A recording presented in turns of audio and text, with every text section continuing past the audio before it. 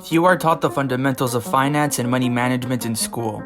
This limited series podcast tackles the basics all students need to know to become financially independent, made by students for students. Welcome to episode 6 of the Money Class podcast. On this episode, we talk about angel investor Naval Ravikant's famous Twitter thread titled, How to Get Rich Without Getting Lucky. Welcome back everyone to the Money Class podcast. My name is Kosta. This is episode 6 of the Money Class podcast actually. How are you, Marc?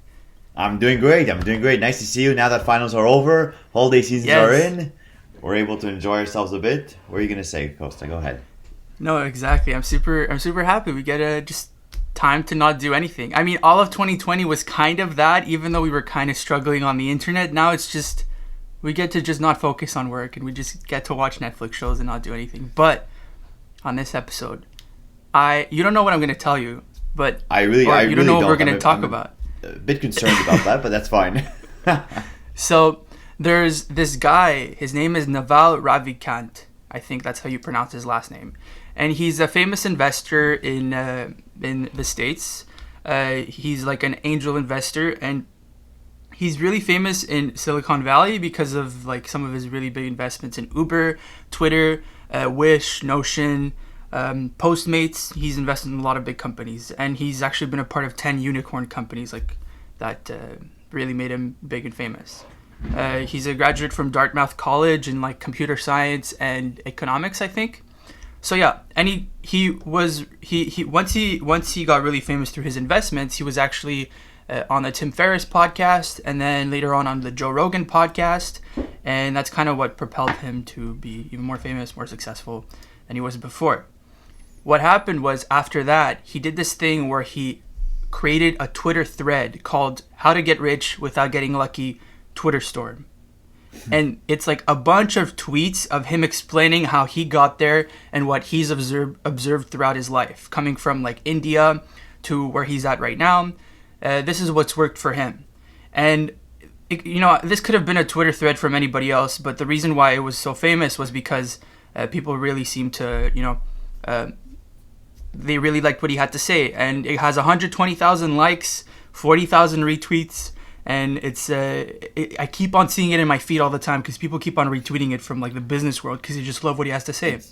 It's the same feed that has just been recycled, that's just been like retweeted since the past, like, I think you had shared it to me, it's like 2018 it was written? Exactly. So it's been since 2018, people keep on replying, retweeting, liking this Twitter thread. He has it pinned on his Twitter account.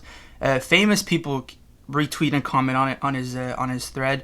So yeah, the reason why I want to go through this with you is because I think there's a lot of great advice and a lot of things that people don't necessarily think about or that we don't necessarily see in maybe self-help books or business books or like the typical, business YouTube investor channel or threads. You know what I mean? The classics, yeah.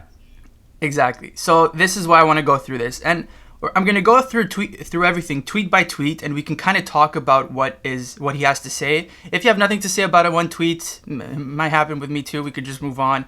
It's just, he has a bunch of them, so no pressure. Okay, sounds good. I think you had sent it to me before, but I there was so much content. I said, you know what?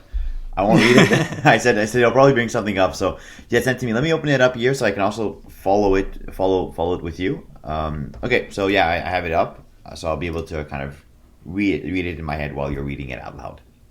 Okay, great. And I'm actually going to put it in the description of this podcast. I'm going to link the Twitter thread for anybody who wants to follow along.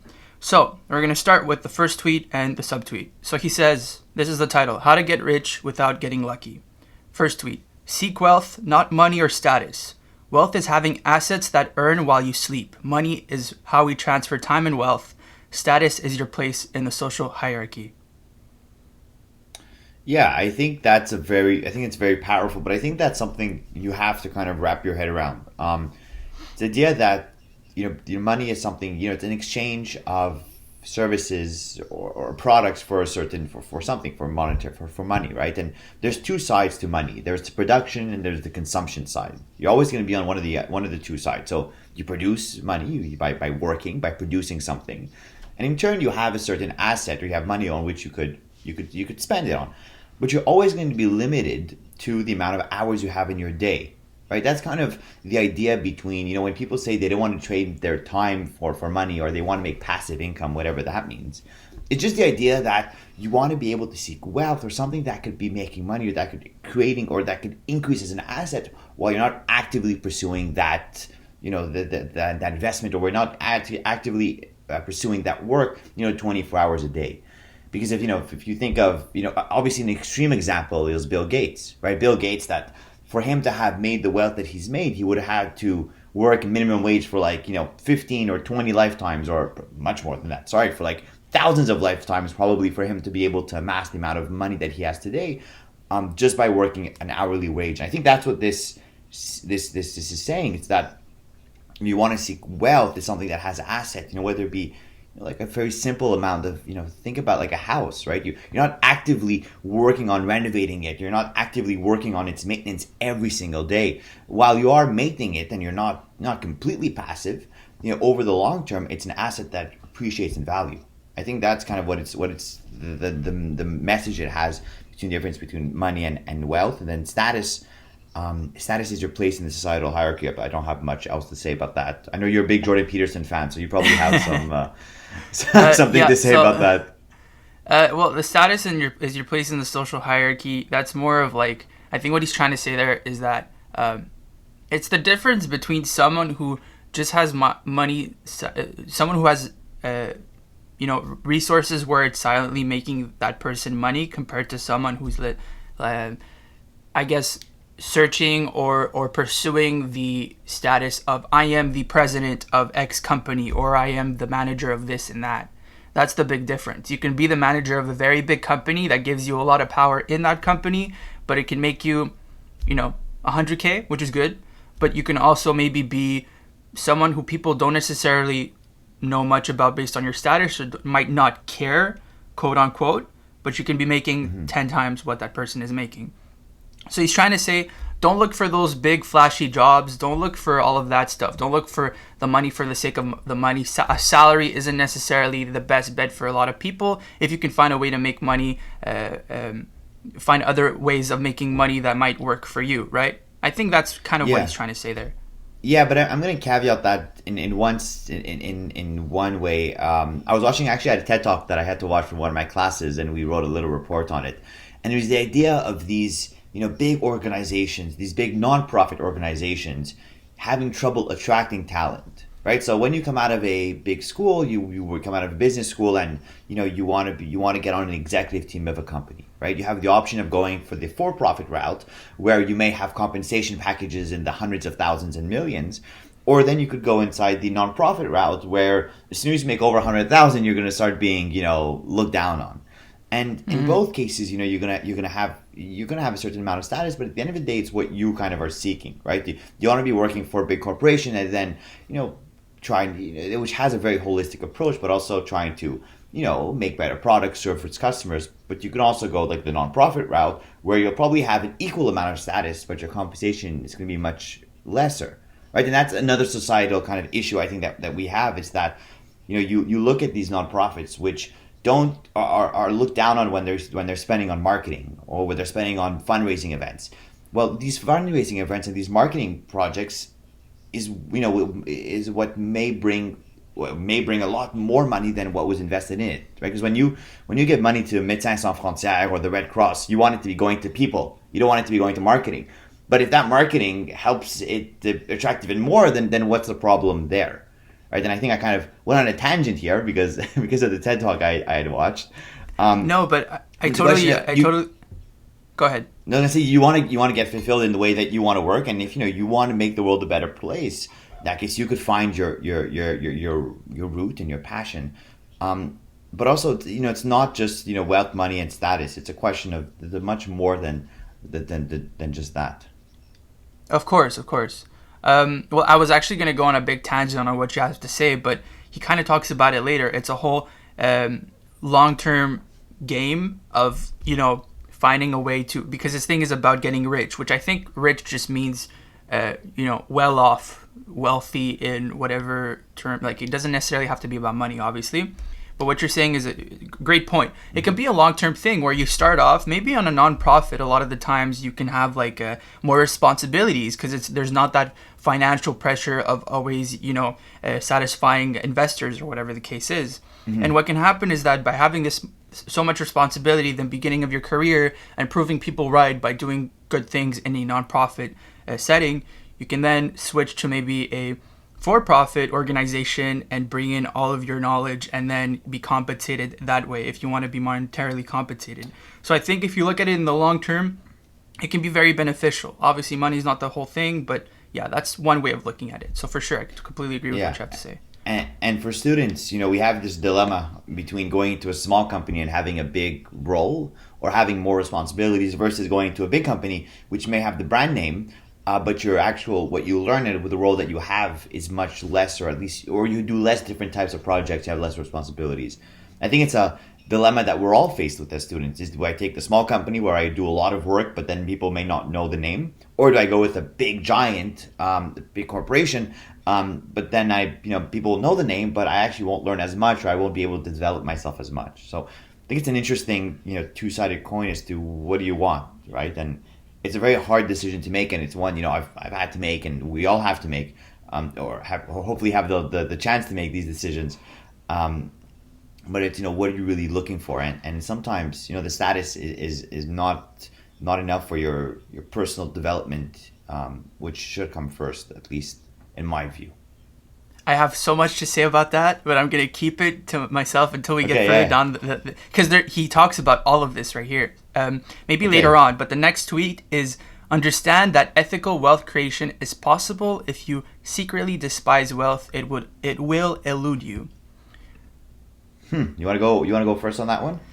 Yeah. So I think there's this, I would say, misconception a lot of the times where people who amass a lot of money, be it six-figure salary or millions of dollars, they get seen as the bad guy or the villain because they might be seen as the people who are taking advantage of their workers or who are taking advantage of a certain system. And I get it. But I think what he's trying to say here is that it's really easy to find greedy options or greedy ways to make money. It's even, you can interpret this even as a drug dealer, going ahead and making money selling drugs. Like, you will probably make a lot of money. Are you saying there's no unethical situation in No, drug no. dealing? I'm saying all drug dealing is bad. But my point is, it's like, it's easy to make a lot of money that way. And it's not necessarily a good way of making money. You can get caught. It's unethical. All of that is at play. But and illegal. And exactly, it's illegal. It's at play. All of that. Because not everything that's unethical is illegal. You're right. Yeah, I guess you're right. Yeah. But I think that's what he's trying to say here. It's that whatever you do, make sure you understand that you don't always have to go through the bad route just because it's easier. If you just focus on what you like, what you enjoy, what you're doing, and if you get good at it by being persistent, having that temperament, not just like the work hard mentality, just the being smart in whatever pursuit you decide to enter in, I think you'll be more satisfied in the long term than just going in with the unethical route, which might be easier at the moment. So I think there's two little points I want to bring up, and they won't be too long, I promise you. The first one is you want to be solving problems. Right, so if you could make someone's life easier, whether it be creating a product, providing a service, or just helping your manager do something quicker or more efficiently, or find the problem and find the problem and then seek a solution, that you're solving a problem, you're creating value. I think that's really one important thing, right? That's pretty much what entrepreneurship is, but that's pretty much what we all seek to do at the end of the day, right? We want to create, whether it be you're a chef, there's a problem where people are hungry, you have a solution, you do that, you execute on that solution very well, you'll be compensated, or at least you'll be rewarded, consequently, right? So I don't think you're not taking advantage of any people, you're just providing a solution. And the other thing is, I think it was a Shark Tank episode a few years ago, probably a decade ago, I was watching this. I don't remember who said it, but they said, someone had pitched a product which they weren't so keen on. It wasn't super ethical, or I forget if it was like what type of product it was. But one of the investors said, "Look, I have to be invested in a company where I could bring my kids to work, and and I wouldn't be necessarily embarrassed, or I would want the company in which I'm investing in just to be one where I could bring my kids to work, or one I could show my grandparents, or something that my name were on the billboard next to it. I wouldn't be brought down, right? And that's kind of what's happening now. MindGeek, which is the parent company of a lot of adult entertainment websites. In one of the biggest in the world, they're taking down their logos on their buildings. Their building itself is being targeted. Their employees are being harassed because they are an unethical, let's say, an unethical genre of videography. People are and also amid their illegal activities. But it's also, you'll always have a target on your back, right? There's always something that maybe you'll be making money, but it won't fly very well for a lot of people. So I think that those are the two points I want to bring in about what we just said about ethics with money. But those two things I don't think you should disassociate them. I think they go hand in hand, especially when you're seeking the more holistic approach of solving people's problems. I totally agree. All right, so the next one, there are two, but I'll skip one because it kind of repeats itself in the beginning. The other one I'm going to go to is, you're not going to get rich renting out your time. You must own equity, a piece of a business, to gain your financial freedom. I want to that's what we said at the beginning. say it really quickly. Exactly. But it's, again, salary over long-term thinking. A lot of people who start startups don't really get paid for the first decade until it either balloons itself to a big company that unicorns its way to a certain valuation, or just pretty much dies out, and then you make a big compensation, and maybe even in the millions of dollars, or even just like six-figure salary, which is amazing. So I think it's looking at it that way. Do you want to get paid really big after putting in a lot of effort for a long time, or do you just want to have a very steady salary that just increases by like 2% or 5% per year? Yeah, well, it's the entrepreneurs or the people who start companies are the ones who are the last people who are paid, on the payroll, right? You've got everyone else working, and then they're the last one. So if the company makes, a loss in that year, you're not making anything as an entrepreneur. But if it makes a nice profit, then you could reinvest in the company, or you could take it out as a salary. So that's really important to think about, right? And that's exactly like investing. Right, the more risk you take, like an entrepreneur might, the higher your potential return on investment. Whereas the safer you are, right? Think about someone who's more on a salary based. Well, their returns are not going to be as, won't necessarily be as great, but they'll have a certain steady flow. So it's a personal preference, right? And but if if your ultimate goal is to amass the amount, the end of your life goal is to amass the amount of wealth that you want, in that case, you have to own the piece of the business, because you'll never be able to exchange enough time, if you have these dreams in the many zeros. Mm-hmm. And But one it's thing that's it. for students, because what you said there, owning a piece of the business, literally stocks is owning a piece of a business. Yeah. So you can literally be working at IGA or at a dépanneur, which is like a grocery store for people who are not in Quebec, and you're making minimum wage, but you put some of that money into a stock. Hey, you own a piece of a business. You're an investor right there. So, yeah. So you mean that next time you meet someone, you could say, "Hey, look, I own Apple." I'm an investor in Apple, Twitter, No.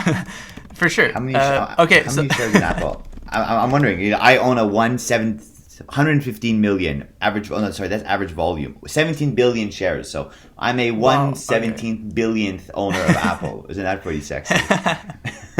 I mean, you're still an owner. All right. Well, that brings me to the next. I'm not technically lying. Exactly. That's the truth.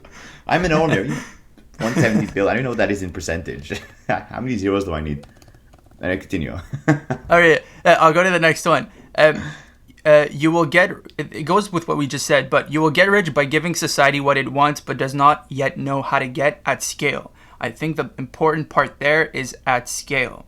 Anything that kind of increases in value, it's a question of scalability. It's a question of rarity, obviously. And it can literally be like, when I look at things like, because I'm big on social media marketing, the entertainment industry and all of that stuff, Twitter, Facebook, YouTube, all of this stuff, what does it do well? You can basically take something and scale it up depending on the number of people you have. A company wants to market a certain product. What it's going to do, it's going to go to Facebook. it's going to give a certain amount of money, and Facebook is going to scale that message to all of its followers because it has a lot, and it can just do that in a heartbeat by, that's how AdSense works, right? But I think that's what it means by scale. Scale can even be about a product. But yeah, what do you think? Yeah, 100%. You want to be able to get your message out to the most amount of people possible. Definitely, it's easier to do that in service-oriented businesses than in product-oriented businesses, right? So, you want to make more. You're making masks because that's your passion project during the quarantine. With COVID, you can only make so many masks in a day by yourself, right? To scale, you have to train someone else to do it, or you have to buy another machine. You have to buy another. Forgetting the name to make sewing machine. Oh yeah, the equipment. Yeah, you have to buy a second sewing machine. You have to train someone else. In a product business, it's more difficult to gain scale, right? Then you could outsource, right? And that gets a whole different issues, but also a whole different complexity. Versus on the services end, it's a bit more easier to go at scale. But then again, choosing you may be more difficult because now you have a tangible product you could associate what you're offering with. So I think that's kind of the two-sided coin as to you want to go with product side with the services side. But definitely, like you said, you go on Facebook, Facebook provides a platform for you to broadcast your message, right? And I think YouTube's first tagline was like broadcast yourself. If I'm not mistaken, that's what something YouTube, like that. On the bottom, it was written like but that's what it was, right? They had a platform for you to be able to reach millions or billions of people all in one space. And that's the value that was created, right? They didn't create videos. They didn't have content creators working for them. They just had a platform where they would be able to share people's messages at a grand scale. Exactly. And scalability, I think you do say it is harder in products, but I think that's where, this is more of a personal opinion, that's where like the true like quote unquote wealth creation is going to be in the next few decades, considering it's been done very well in the services industry, even with companies like Uber, Airbnb, or like the social media companies. But something more even like McDonald's, or like even something like you have a YouTube channel and you want to sell merch. That's a product that's being scaled because you can have a design, you can outsource the production to another company that has the power, the machinery, the employees to basically create the product to then give it to your customers, and that's like a whole other scale of scalability. But then even McDonald's, it wants to promote a burger that it just created. It has thousands or hundreds of thousands of stores around the world because it owns the real estate to be able to do that, right? Yeah, now it does though. Now it does. Not at the beginning.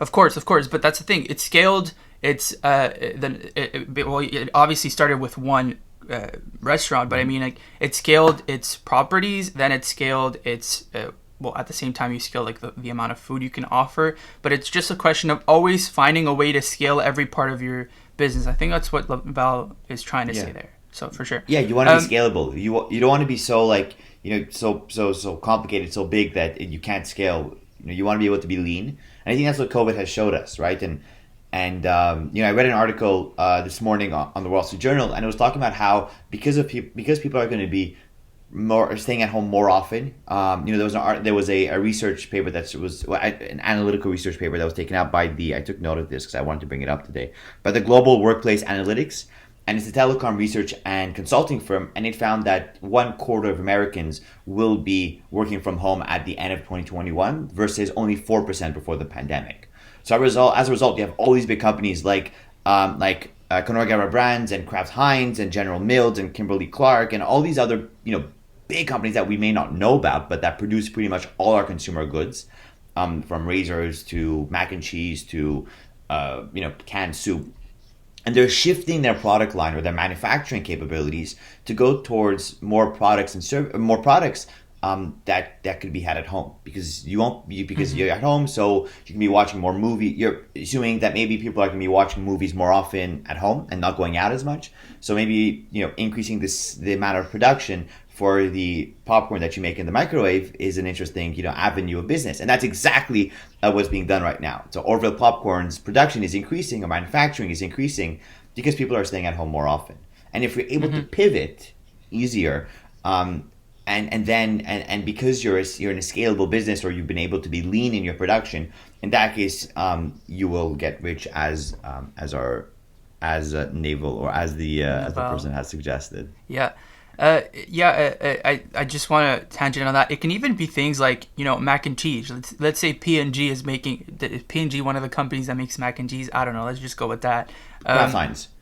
Kraft Heinz. Yeah. That's the one. Kraft Heinz makes mac and cheese, but maybe before it used to ramp up production on the instant ones where you put them in the microwave, right? Mm-hmm. And maybe it's finding a way to taking that product and making it more home friendly, like you just pointed out. It's not just about production, but it's also about changing the nature of the product itself that they already have. So yeah, that's a good point. But then you don't want to be, but the problem with that is that you don't want to lose what lose the taste and lose what people are used to. Right, so of course, it was the McDonald's. What was the name of the movie? It was a Netflix documentary on McDonald's, and how they had switched from a milk base to water based with powder. And while the powder was easier, was cheaper, the big idea was, is it the same taste, right? And do people people could taste that it's not the same thing, it's not what I like. In that case, you run into an issue. But as long as you're able to keep what customers like, and keep what people like at the end of the day, and deliver them a better product, in that case, you're winning. Mm-hmm. It's easier said than done, always. So we're back. We had to just reset our cameras. We're gonna go to the next tweet. Pick an industry where you can play long-term games with long-term people. Now, this one, you want to go first because I have something to say about this. Go ahead. Actually, I'll read the next one too, because it kind of relates. The internet has massively broadened the possible spaces of careers. Most people haven't figured this out yet. So, I think when we look at long-term games, what he's trying to say is that, right now maybe it's really hot to, study computer science, because obviously technology is the future, the internet, I get it. And that's a long-term career, a long-term game. But I think if you look at it on a deeper level, it's not just what you're studying, it's not just where you want to, put your resources in through like the skills you have. It's good to know coding, obviously. It's a long-term thing because it's going to be the future. But maybe doing something else that might not seem like that, but will be able to be scaled because of the internet, is a good way of going about things. Does that make any sense? I'm trying to clarify. Well, you're taking a traditional space and then you're able to scale it, through the web. Is that what you're saying? I sound like my grandpa. Exactly. Through the web. through the internet. No, but literally. Literally, it can be finding anything that right now is done in a traditional way and finding a way to bring it to a long-term industry or something that's going to be popping in the future. And that's one way of doing it. You don't have to necessarily know how to make juice from a chemist from a chemistry perspective. If you're really good at marketing and selling that juice, is what I'm trying to say. Yeah, I'm so... you want to be able to revolutionize kind of something, and at the end of the day, you want to solve a problem. But let's not remember that at the beginning of 2000s, when the internet kind of came about, just adding the name .com to the name of your company sent up stock prices on average by 74% in the years after.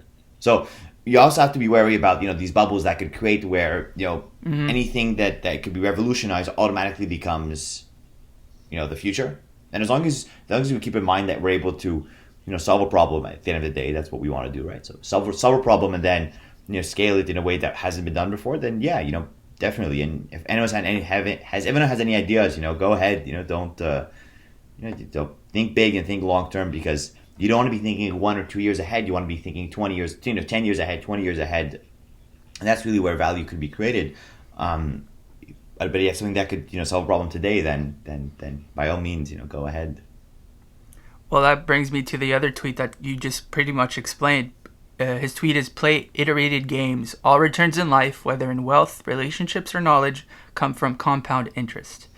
Now, about that, because you just talk about it through, let's say, value for a company or monetary, from that point of view, I think it goes with relationships too.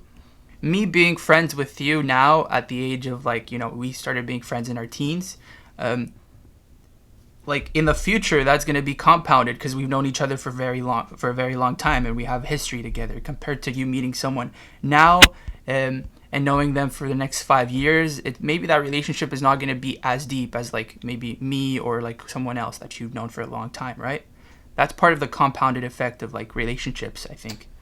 Yeah, and obviously there's like the deeper levels, but yeah. Yeah, but I think it's trying to say, don't think too short term, and maybe small steps, little incremental small steps are worth more than one giant step Exactly. that you waited so long to take. And I think that's kind of what it's saying as well.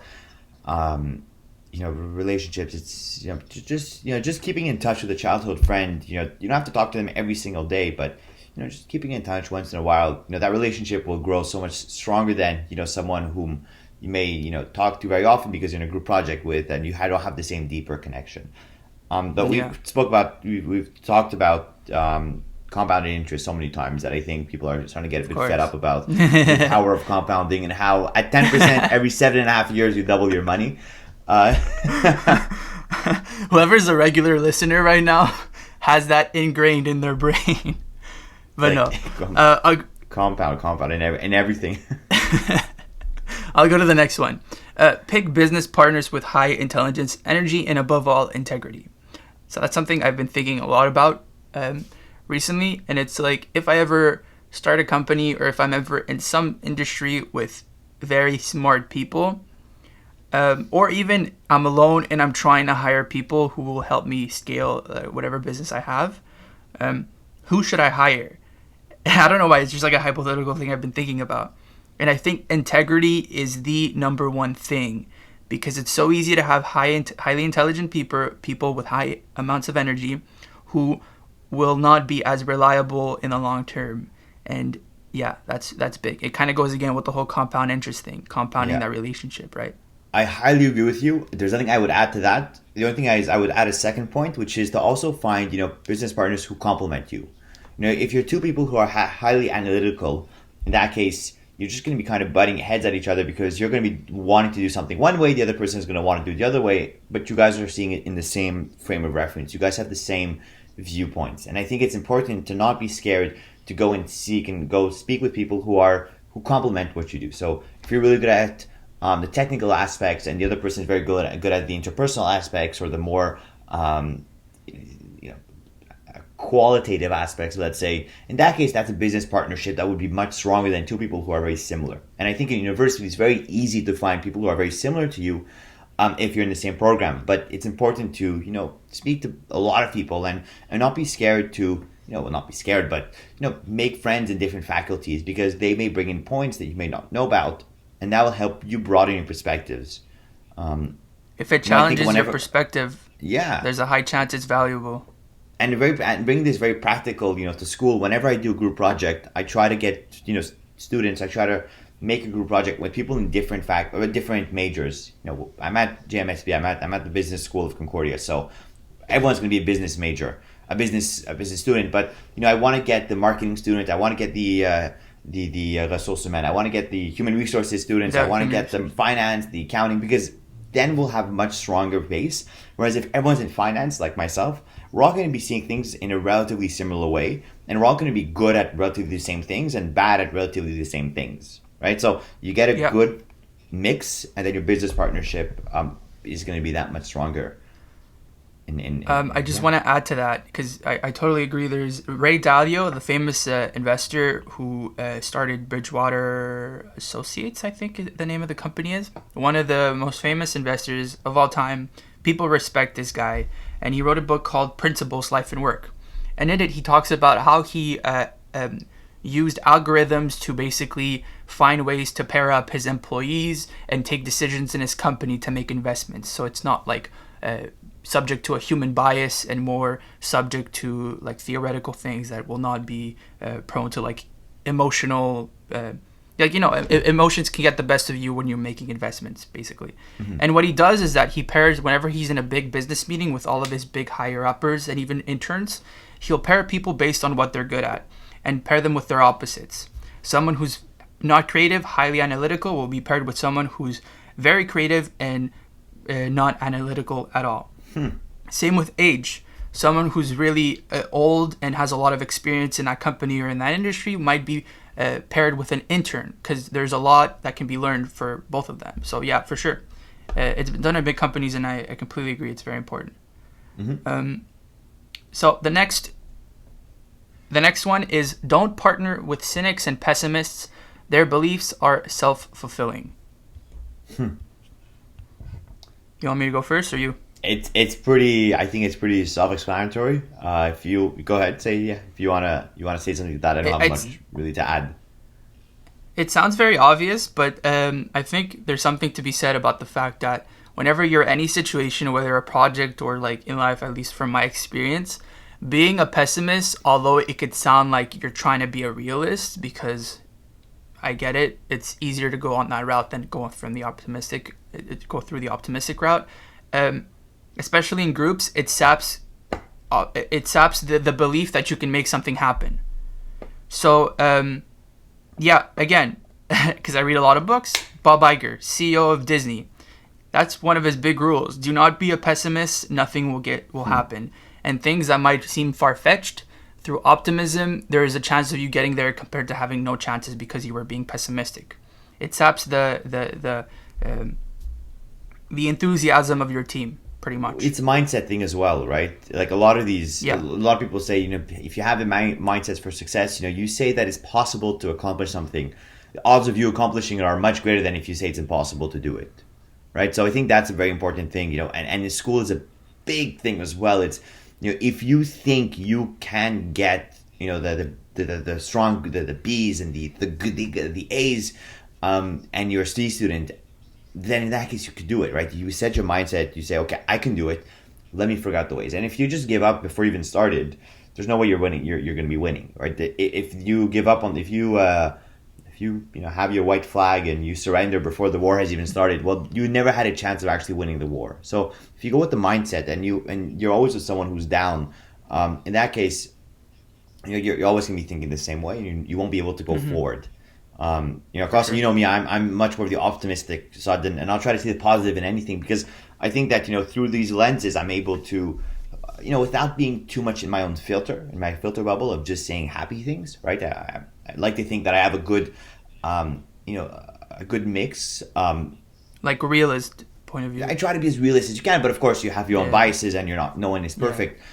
But it's, if I frame my reference, my frame of reference is something that's more on the happier side, in that case I'll see the more positive in everyday experiences. And I think that's, I'll live a better life going in that route than the former, which is being more pessimistic and being more down. Whether that's right or wrong, I don't think there's too much discussion to be had, but I think that's at least an avenue that I try to take as often as I can. Yeah, and I think it's important to say here that it's really like some of these quotes from Naval sound really obvious, but it's funny how something that sounds really obvious, a lot of the times in our lives we're not necessarily doing that, and we're doing the complete opposite.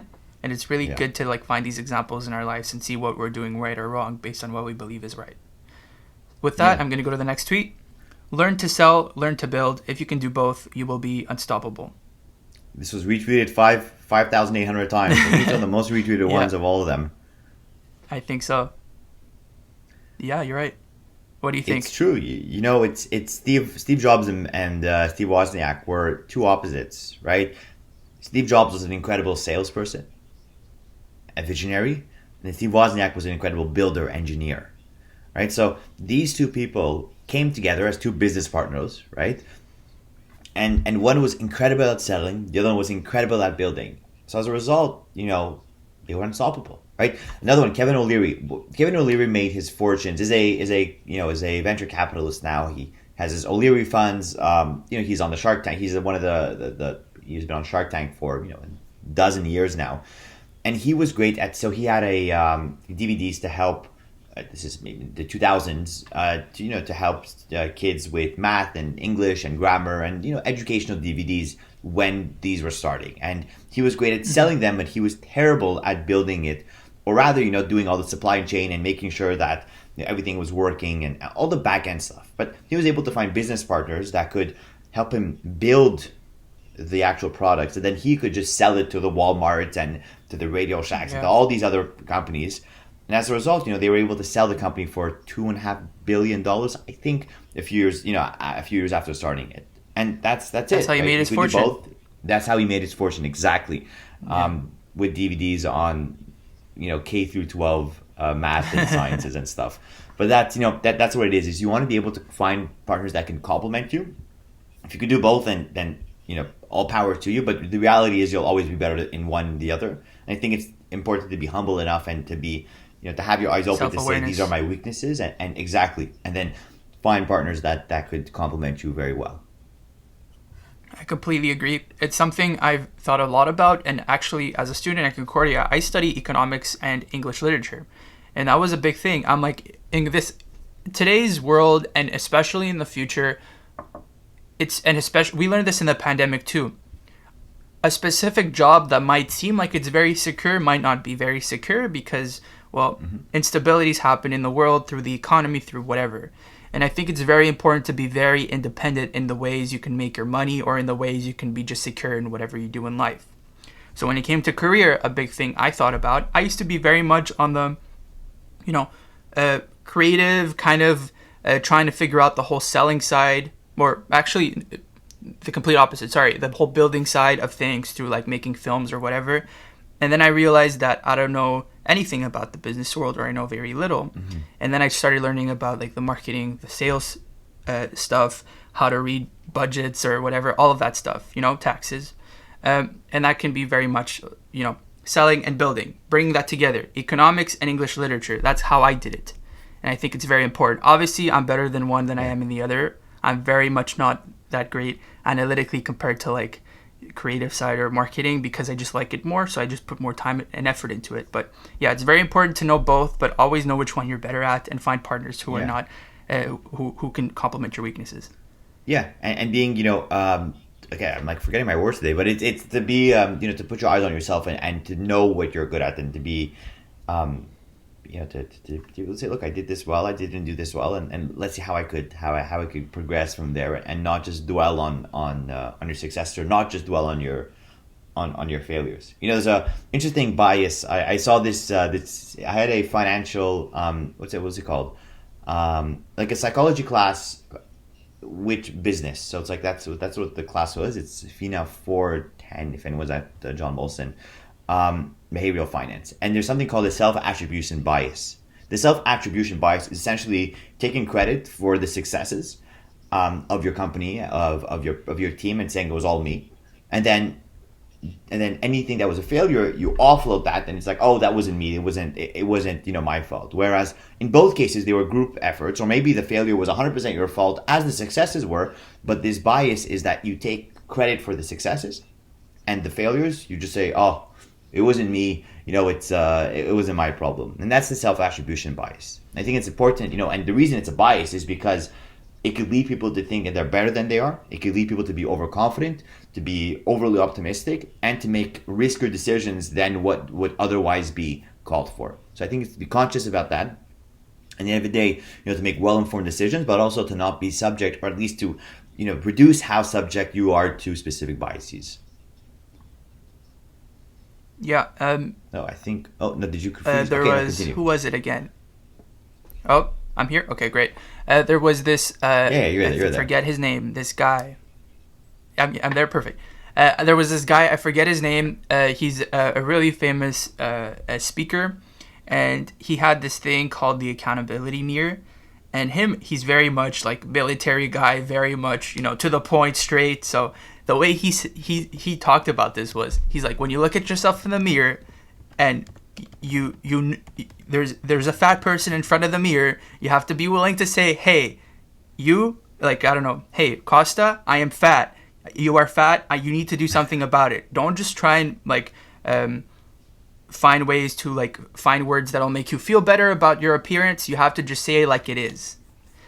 I am butchering the explanation, No, It's no, but called the accountability mirror, though. So whoever's listening, Google accountability mirror. David Goggins, that's the guy. Google that. He talks about it. He explains it so much better than me. But he has an incredible. I think it's a TED talk. It's incredible. Was it a TED talk he had done, or he had done it? He has a speech. It's like how he completely transformed his life from being overweight and not be able to accomplish anything to becoming this incredible speaker, but also I think it was a Navy SEAL. I think he picked like the most difficult program within or the most difficult avenue in the military, and he said, "Okay, let's go." He's one of the first 50 black men to make it in the Navy, something like that. He has like a very distinct accomplishment like that. That's very interesting. Yeah, very motivational. But yeah, the accountability mirror that goes with self-awareness. I highly recommend it. So that I was gonna actually wrap it up right here, but you wanna just wrap it up? You want to do like 3 more? I think we're yeah, 1 second. Let's see where we're at. Because we're we're already at like 45 minutes. already at 45 minutes. We could take one more, sure. Let's do one last one. Okay. Sorry, where were we at? Arm yourself with specific knowledge, accountability, and leverage. Arm yourself with specific knowledge, accountability, and leverage. I had it just here. Yeah, you want to go first? Well, specific knowledge I think is important. You don't want to be too much of a jack of all trades where you're not able to do anything. I think specific knowledge is important. I think it's important to not just know one line. I think it's good to be specific in one aspect, but also have a general understanding about how everything else works. You could be good at school, but also know how to change a tire, right? Example. Right? Specific in school, but a general random thing about changing a tire. I think that's a one important thing. Being accountable is very important. You want people to be able to count on you, because then they give you more responsibility. So let's say you're working, it's your first internship, your first job. Your manager, your supervisor comes and asks you for something, right? And if you do that well and you execute it, under promise and over deliver, right? So if you're able to do it a bit quicker than it was asked, and you did it well, and you're someone who's accountable, that case you'll get more projects, you'll get more responsibilities, and you'll be able to grow faster and have, grow and develop much greater than your peers. I think and the last thing is leverage. And leverage is essentially to be able to use, or not use, but to able to rely on other people in order to, increase the potential outcome or the potential benefits, or just increase what you could produce, right? So leverage is used in mortgage financing, right? You cannot spend $300,000-$400,000 on your first house or your condo or whatever, but you could use leverage by taking a mortgage. Mortgage was this type of a leverage, and then be able to afford something that you may not otherwise have been able to afford out from the get-go, right? And that's an example, very specific example in financing, but leverage is something that's in everything, right? I'm not as good as you in videography and in editing, so we're leveraging each other, where I bring in some interesting points and you bring in some other interesting points, and you edit it, and then we share it, so we're able to work together and leverage each other in order to grow. And yeah, without rambling on, what would you have to say about that? There's one specific point from the three. It's about specific knowledge. Again, it goes back to my background, English literature and economics, trying to figure out a way to kind of mesh creativity and business together. That's basically the entirety of my identity when it comes to my professional career. But Tim Ferriss said he believes it's about being a general specialist, or a specialized generalist, something like that. And a specialized generalist, basically the idea is, what's really valuable? Not being just a computer science major, but being a computer science major who then goes on to learn about law. And then you're basically a lawyer for tech companies. That's extremely valuable. And that's two fields people don't regularly mesh together.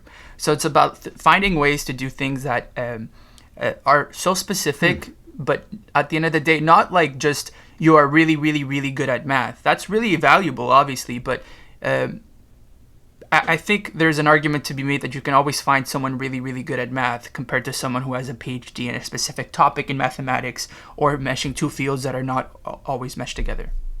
So that's what I'd say about that quote. And that's how I would end it on. It's been, I think that's the end of the podcast. It's been already 50 minutes long, or 45. Yeah, that's pretty good. And your last point I think is very true, and I think it's something that we should all kind of be, being persevering towards. It's to become very smart in something, to be very good in something, but also not be an ostrich, right? To not put your head in the sand and say, yeah, I don't want to look at anything else that doesn't have to do with what I'm seeing.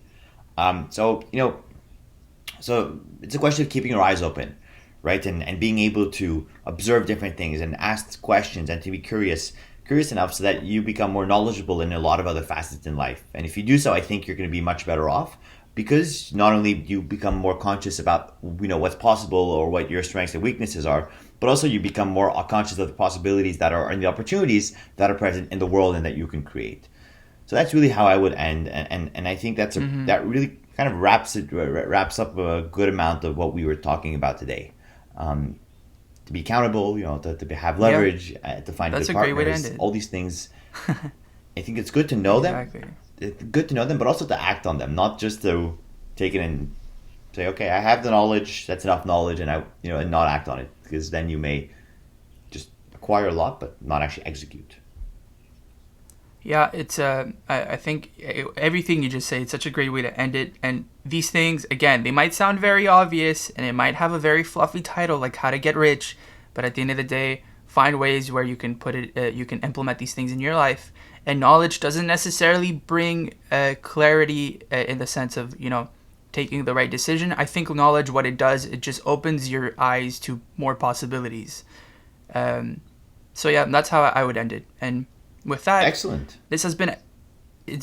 I love this. With that, this has been episode 6 of the Money Class podcast. We will actually be continuing this Twitter thread on another episode, so stick around, follow, subscribe. We'll see you again. Bye, everyone. Take care, guys. This has been episode 6 of the Money Class podcast. If you liked the episode, make sure to subscribe and follow the podcast. We release a new episode every week. See you next week. Bye-bye.